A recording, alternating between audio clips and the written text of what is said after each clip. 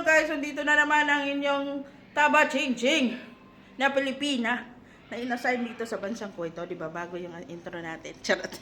So for today's video guys, pag-usapan natin yung isang TikToker, vlogger, influencer na lalaki. Lalaking tao. Chismoso. Maninira. Charot. So hindi naman talaga siya totally maninira. No? Real talk lang naman yung sinasabi niya. Kaso nga lang, yung pagiging pagka-real talk na ginagawa niya, inaraw-araw niya na. Hindi na siya nagsasawa. Hindi pwede yung pagkakamali ng iba pagkakitaan mo pa. 'Di ba? Kung gusto mong matawag na isa kang talaga influencer, vlogger, etc. dyan, pagsabihan mo. Kung may mali sila, pagsabihan mo. Mag-advise ka. In a nice way, in a kind way, no? In the right way.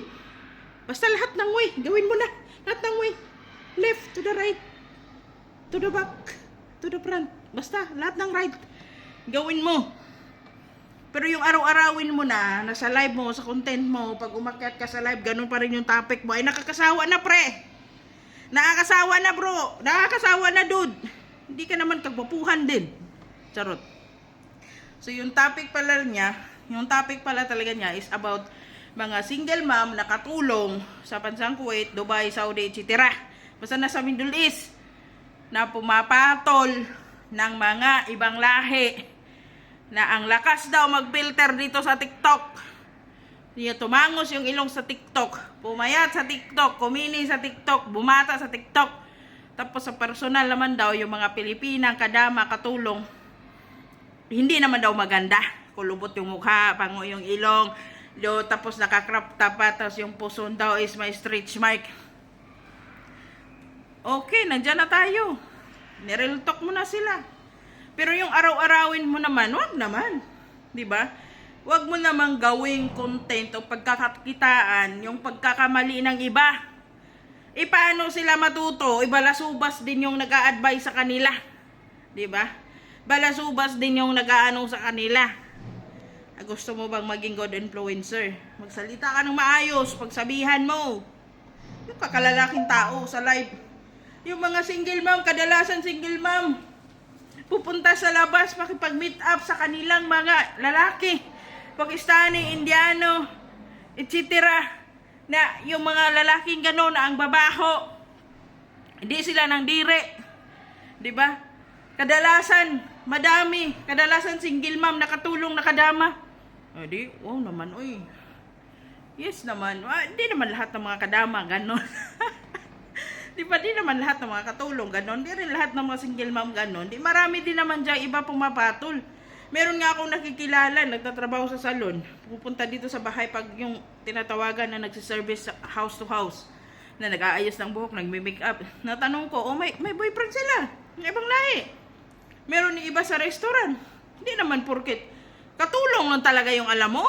Katulong lang talaga yung alam mo na pumapatol sa ibang lahi. Meron dyan.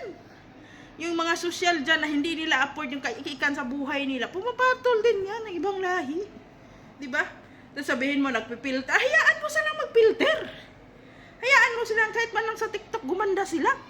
Kahit man lang sa social media ma-feel nila na makinis sila.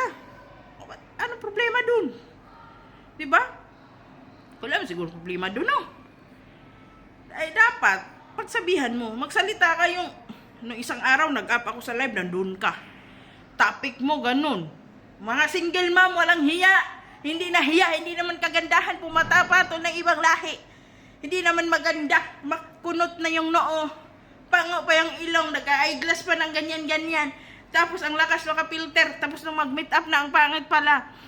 Ay, huwag naman ganyan. Kapwa Pilipino natin yan.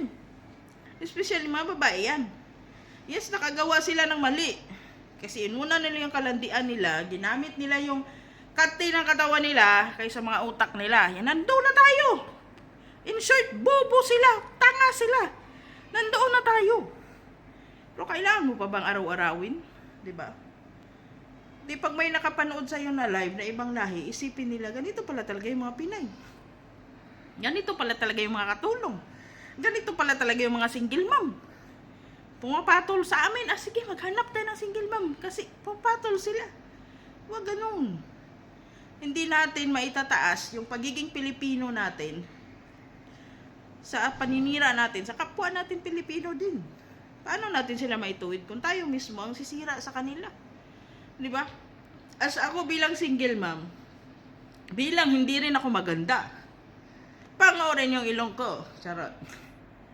Ang mindset ko talaga, from the start na nandito ako sa ibang bansa, is hindi talaga ako papatol na ibang lahi. Hindi talaga ako papatol na ibang lahi. Alam mo kung bakit?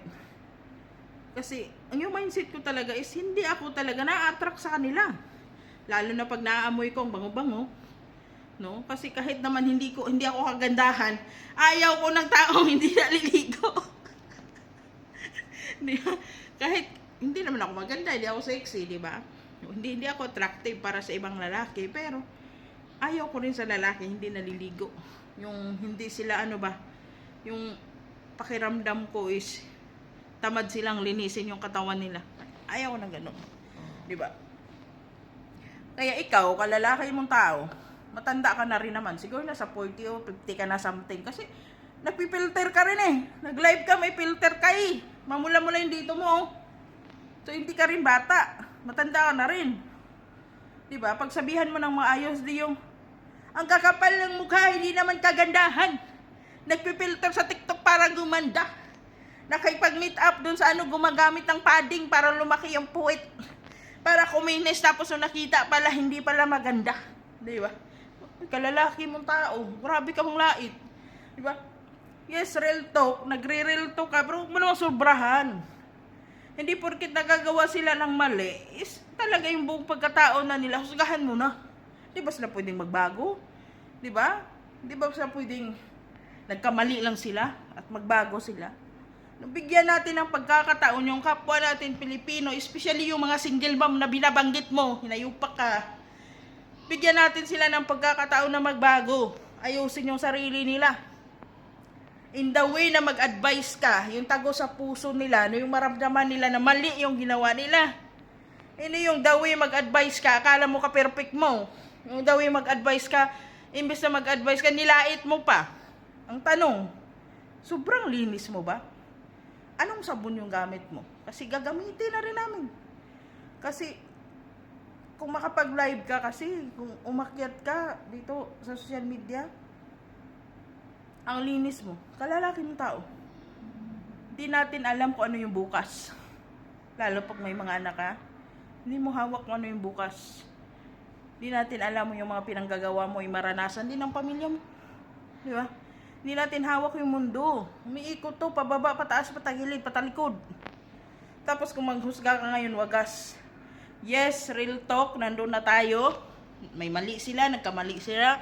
Pero hindi natin pwedeng araw-arawin yung pagkakamali nila. Pwede natin silang turuan, mag-advise ka in a nice way. Lahat ng way, gawin mo na. Lahat ng right, gawin mo na. Pero yung mong pagkatao nila, husgahan mo na, mali na yun. Hindi ka na influencer nun, hindi ka na vlogger nun, hindi ka na tiktoker nun. Ang meron nun, judgmental ka. Diba? Judgmental ka na. Sumusubra ka na. Diba? Sumusubra ka na. Wala bang nakapagsabi sa'yo? No? Na mali din yung pagiging judgmental mo. Well, kung makikita mo to, kasi alam ko friend tayo, judgmental ka. No, hindi ako maganda, hindi ako gumagawa ng mga ganung bagay. Pero hindi rin ako against, hindi rin ako agree sa pinanggagawa mo na instead na mag-real talk ka, nagiging judgmental ka na. In the way na akala mo ka perfect mo. In the way na akala mo ang ganda ng sabon mo para ang linis ng pagkatao mo. Bigyan natin sila ng panahon na magbago. Hindi yung araw-arawin mo silang i-judge. Mali yun. Mali talaga yun. Walang nagsabi sa'yo. Ako magsabi. Mali yun. Huwag mo ulitin, bad yun.